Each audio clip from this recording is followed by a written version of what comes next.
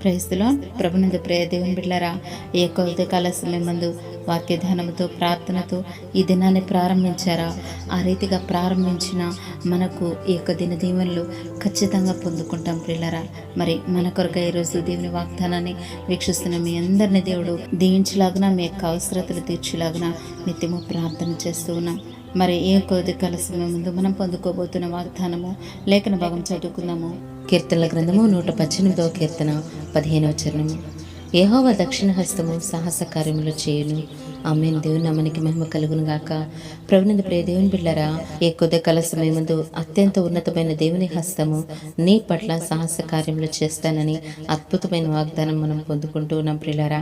నీపై దాడి చేస్తున్న ఏ శక్తులైనా, నీకు బాధ పెట్టే ఏ సమస్యలైనా, నీకు హాని చేసే ఏ ఆటంకాలైనా, అవి ఎంత పెద్ద కొండలాంటి సమస్యలైనా వాటన్నిటి మించిన దేవుని హస్తము ఈ రోజు నుండి నీకు తోడుగా ఉండబోతుంది. ఆమేన్. ప్రభునందు ప్రియ దేవుని బిడ్డ, ఆ ప్రభు హస్తము నీపై చాపుతూ ఉంటుండగా ఆయన చేతుల్లోకి వెళ్ళిపోటుకు ఇష్టపడుతూ ఉన్నావా?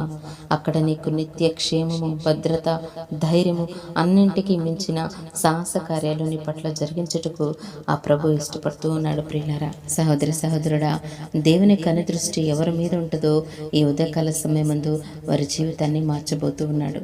మరి ఎవరు రోగిగా ఉన్నారో వారు స్వస్థత నుండి ఆరోగ్యం పొందబోతూ ఉన్నారు. ఎవరు ఆపదల్లో ఉన్నారో వారు విడిపింపబడబోతూ ఉన్నారు. ఎవరు అప్పుల సమస్యలు బాధపడుతూ ఉన్నారో వారు ఆశీర్వదింపబడబోతూ ఉన్నారు. ఎవరు శాపంలో ఉన్నారో వారు దీవించబడబోతూ ఉన్నారు.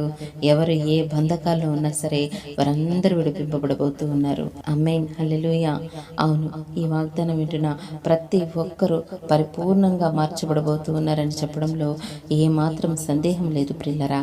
విశ్వసించండి, నమ్మి ఈ వాగ్దానం పట్టి ప్రార్థించండి. పరిశుద్ధాత్మ సహవాస ఆశీర్వాదము ఎల్లప్పుడూ మనకు తోడుగా ఉండి మన పట్ల ఆయన అనేక సాహస కార్యములు చేసి అనేకులకు మాదిరిగా సాక్షిగా మార్చి దీవించును గాక. ఆమేన్. God bless you all.